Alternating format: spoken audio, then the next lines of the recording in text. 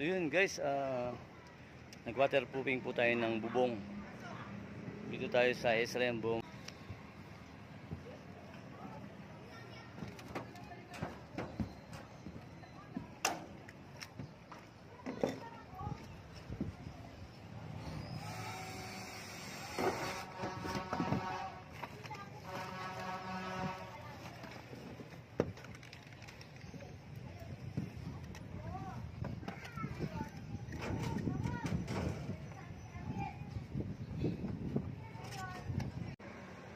Naglagay po tayo ng screen na 1/2 by 1/2 kasi pinapasok po siya ng daw ng Indian tree.